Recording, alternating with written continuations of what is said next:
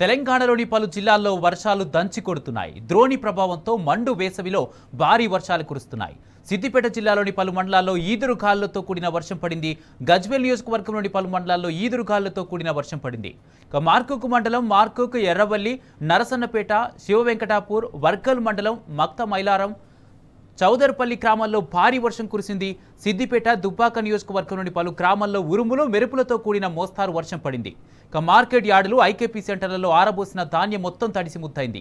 భారీ ఈదురుగాలు రావడంతో పంట చేన్లన్నీ నేల కొరిగాయి. మామిడి తోటల్లో కాయలన్నీ రాలిపోవడంతో రైతులు ఆందోళన చెందుతున్నారు. జగిత్యాల, నిర్మల్ జిల్లాలోనూ ఈదురుగాలతో కూడిన భారీ వర్షం కురిసింది. నిర్మల్ జిల్లా కేంద్రంలోని పలు ప్రాంతాల్లో చెట్లు, విద్యుత్ స్తంభాలు నేల కొరిగాయి. మహబూబ్ నగర్ జిల్లాలోని పలు ప్రాంతాల్లో మోస్తారు వర్షం కురిసింది.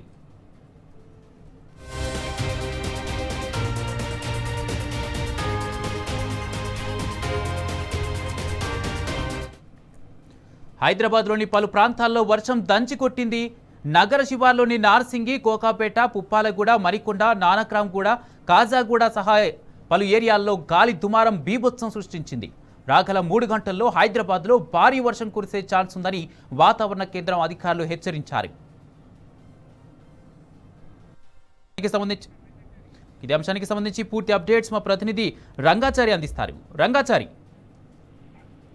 కుమార్, ఇది అకాల వర్షాలు రైతుల పాలిట శాపంగా పరిణమిస్తున్నటువంటి పరిస్థితి ఇక్కడ ఉమ్మడి మెదక్ జిల్లా వ్యాప్తంగా కనిపిస్తూ ఉన్నది. గత 2 రోజులుగా ఉమ్మడి మెదక్ జిల్లాలో పలు ప్రాంతాల్లో భారీ వర్షాలు పడుతూ ఉన్నాయి. నిన్న సాయంత్రం అటు నర్సాపూర్, మెదకు, సంగారెడ్డి ప్రాంతాల్లో భారీ వర్షం కురిసింది. కొన్ని ప్రాంతాల్లోనైతే వడగళ్ల వాన కూడా కురిసింది. ఈ నేపథ్యంలో నిన్న కూడా పెద్ద ఎత్తున ఆయా ప్రాంతాల్లో పంటలు నష్టపోయి రైతులంతా కూడా కన్నీరు మున్నీరైనటువంటి పరిస్థితి ఆ ప్రాంతాల్లో నెలకొన్నది. తాజాగా ఇవాళ ఈ రోజు కొద్దిసేపటి క్రితం, 1 గంట క్రితం ఇక్కడ సిద్దిపేట జిల్లాలోని గజ్వేల్ నియోజకవర్గానికి సంబంధించి దాదాపు 4-5 మండలాలు, అటు మర్కూక్ మండలము, ముఖ్యంగా వర్గల్ మండలము, ములుగు మండలము, గజ్వేల్ మండలంలోని కొంత భాగం మండలము, అట్లాగే జగదేవ్పూర్ మండలంలో కొంత భాగంలో భారీ వర్షం కురిసింది. ముఖ్యంగా అటు మర్కూక్ మండలంలోని ఎర్రవల్లి, ఆయా ప్రాంతాల్లో, పాములపర్తి ప్రాంతాల్లో కూడా పెద్ద ఎత్తున వర్షం కురిసిన నేపథ్యంలో పంటలు పెద్ద ఎత్తున దెబ్బతిన్నాయి. మరోవైపు ఐకేపీ కేంద్రాలకు వచ్చినటువంటి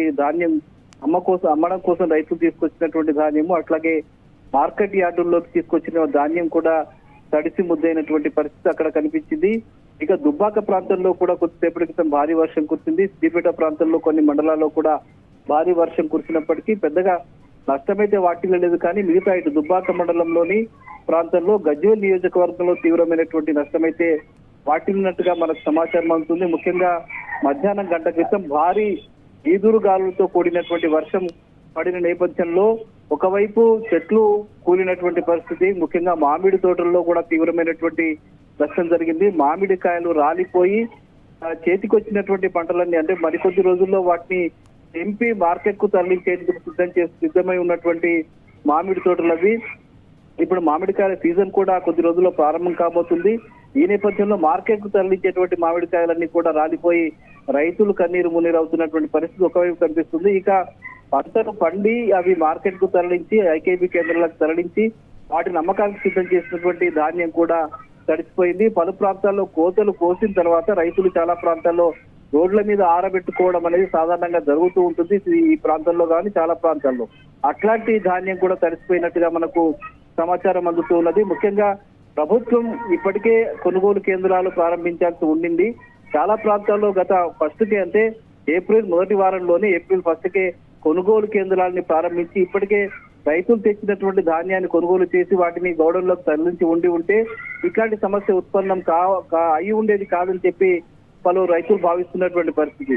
ఒకవైపు ప్రభుత్వం నుంచి సరైనటువంటి సహకారం లేకపోవడము, సరైన సమయంలో రైతులకు అవసరమైనటువంటి కొనుగోలు కేంద్రాలు ప్రారంభించకపోవడము, ఇవన్నీ కారణాల వల్ల రైతులు తెచ్చినటువంటి ధాన్యం రోడ్లపైన ఉండి అకాల వర్షాలు కురిసిన నేపథ్యంలో తడిసి ముద్దైనటువంటి ఒకవైపు ఉంటే, మరోవైపు ఈ రాళ్ల వర్షాలు కూడా పెద్ద ఎత్తున నష్టాన్ని కలిగించినాయి. గత వారం రోజుల క్రితం కూడా సిద్దిపేట నియోజకవర్గంలోని సిద్దిపేట, చిన్నకోడూరు, నంగనూరు ప్రాంతాల్లో కూడా భారీ వర్షాలు కురిశాయి. అప్పుడు కూడా దాదాపు 14-15 వేల ఎకరాల్లో పూర్తి స్థాయిలో పంటలు ధ్వంసమైనటువంటి పరిస్థితి. ఆ పంటలకు సంబంధించిన కూడా ఇప్పటి వరకు కూడా ప్రభుత్వం నుంచి సరైనటువంటి ఎన్యూమరేషన్ ఇంకా జరగలేదు. ఎంత నష్టం జరిగింది, రైతుల పంటలు ఎంత దెబ్బతిన్నాయి, వాళ్ళకి ఎంత నష్టం జరిగింది అనే విషయాల మీద కూడా ఇప్పటి వరకు సరైన ఎన్యూమరేషన్ వ్యవసాయ అధికారులు కానీ మిగతా అధికారులు కానీ చేసినటువంటి పరిస్థితి లేదు.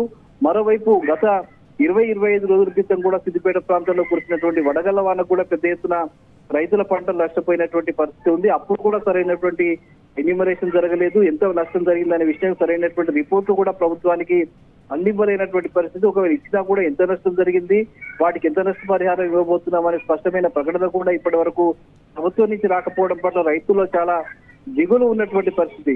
ఎందుకంటే రైతులు ఒక్కో ఎకరానికి సుమారు 30 నుంచి 40 వేల రూపాయల వరకు పెట్టుబడులు పెట్టి వాళ్ళ పంటలు పండించుకున్నటువంటి పరిస్థితి. సుమారు 6 నెలల పాటు కుటుంబం అంతా కూడా ఒక పంట వద్ద కాయకష్టం చేసి చెమటోసి కష్టపడి వాళ్ళు పంట చేతికి వస్తున్న దశలో ఒకవైపు వడగళ్ల వర్షాలు, మరోవైపు ఈ అకాల వర్షాలు, మరోవైపు ఇవన్నీ కూడా జరుగుతున్న నేపథ్యంలో రైతులంతా తీవ్రమైనటువంటి నష్టం కలిగినటువంటి పరిస్థితి. ప్రభుత్వం నుంచి సరైన స్పందన లేకపోవడం పట్ల రైతుల్లో తీవ్రమైనటువంటి ఆవేదన వ్యక్తం అవుతుంది. ప్రభుత్వం ఇట్లాంటి సమయంలో రైతులకు ఒక ధైర్యాన్ని ఇచ్చి మేము ఉన్నాం, ప్రభుత్వం అనేది మీకున్నది, మేము మీకు అండగా ఉంటాము, మీకు అవసరమైనటువంటి నష్టపరిహారం మేము అందిస్తాము, ఒక ఎకరానికి ఇంత డబ్బులు ఇస్తామని చెప్పి స్పష్టంగా ఒక ప్రకటన చేయాల్సిన అవసరం ఉంటుంది. కానీ అది ఇప్పటి వరకు కూడా ప్రభుత్వం నుంచి అట్లాంటి ప్రకటన రాకపోవడం పట్ల రైతుల్లో ఒక అధైర్యం అనేది కొనసాగుతూ ఉన్నది. రైతులు తీవ్రమైనటువంటి ఆందోళన ఉన్నటువంటి పరిస్థితి కనిపిస్తుంది. తాజాగా కురిసినటువంటి వర్షానికి కూడా పెద్ద ఎత్తున పంటలు నష్టపోయి రైతులు ఆవేదన వ్యక్తం చేస్తున్నటువంటి పరిస్థితి ఇక్కడ కనిపిస్తుంది. Kumar, right, thank you Rangachari.